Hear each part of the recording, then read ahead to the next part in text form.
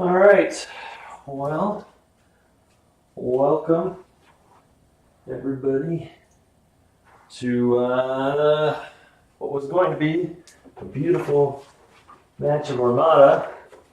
Fortunately, as you can see, I'm all dressed up and got nowhere to go. It's really unfortunate, but Justin, who's work's kind of going a little crazy with form right now. He got called into work again last minute here just before we were gonna play, and so he was unable to join us tonight. Join me, and so unfortunately that means there won't be a game or a match happening tonight. So I do apologize for that.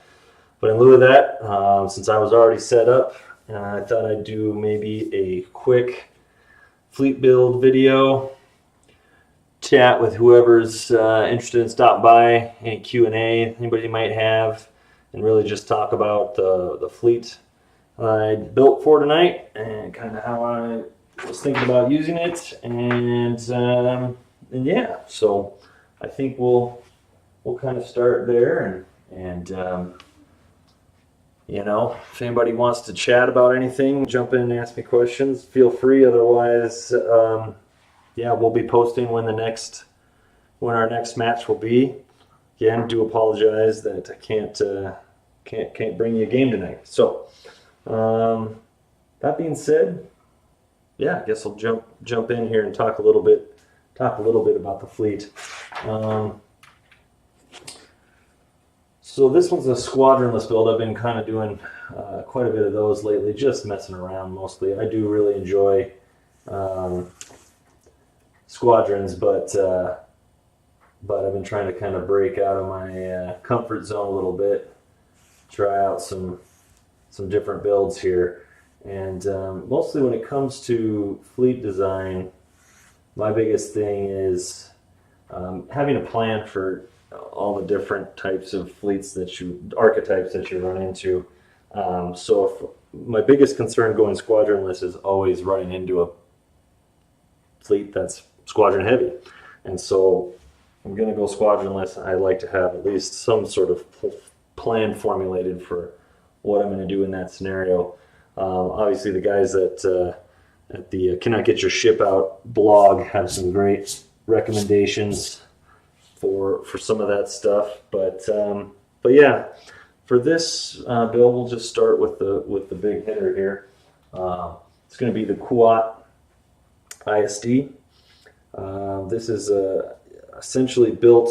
Actually, you know what?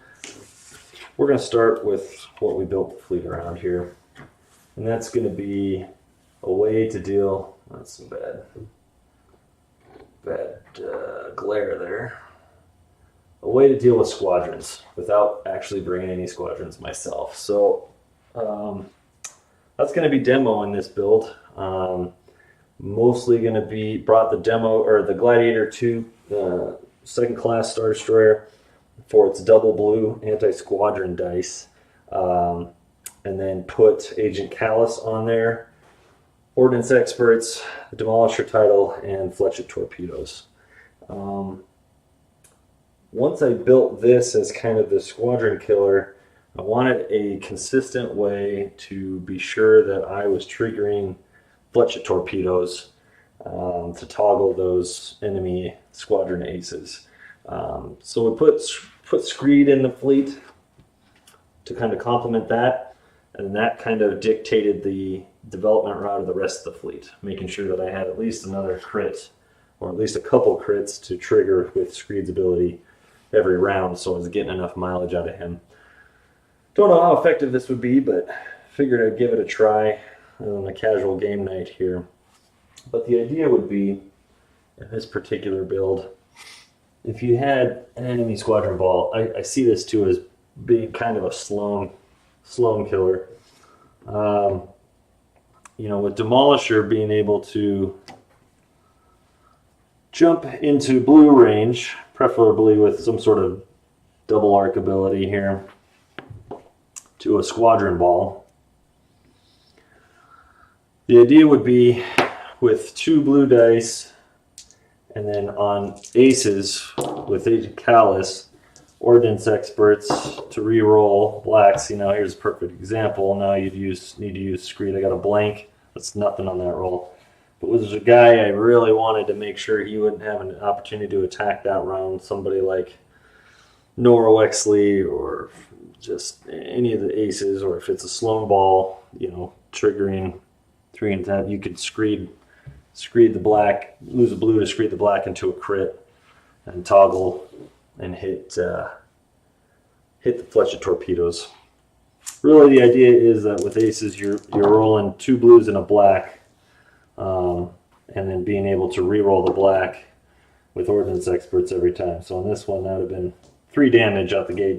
Didn't get to trigger fletch torpedoes, but 3 damage against 1 squadron on a flak attack's not bad at medium range. So yeah, can backfire for sure. Not being able to hit that crit on the black is something that can really come back to bite you. But so that's the plan with squads on this build. So once I had screed in there, I wanted at least a couple more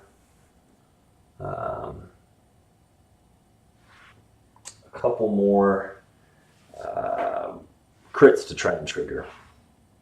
Of course, I realized I didn't have that note, but yeah. So demo would be within medium range of the squads and be able to roll those double blue and a black against aces, anyways, to try and toggle those sliders as much as possible. Add a concentrate fire in there if you really get crazy. Reroll the blacks. Still don't get a crit. So obviously, it could get interesting if it doesn't work out. Anyways, the quad's going to be the heavy hitter. It's also built with a lot of defensive capabilities, so it can really take a slugging with both Captain Brunson and electronic countermeasures.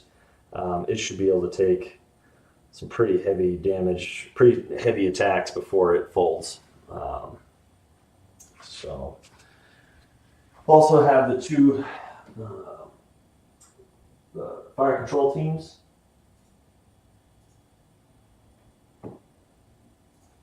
Fire control teams to trigger both the crits I have on there, which are the heavy ion and placements and the electronic countermeasures. Idea there being that that hopefully with screed, the ability to trigger both those fairly regularly or consistently helps really take out targets quite a bit faster. And so really as Demolishers jumps in at the end of a turn or at the end of his turn, he can jump in, fire, hopefully toggle. Even if you can toggle 50% of a squadron ball, that would be pretty darn huge. From there, the ISD is really tasked with going after the squadron pushers or the big threats, jumping in there early, being able to take a bit of punishment, and then getting out of there. And the Architans, I've got 2 Architans in this fleet, all kitted out identically.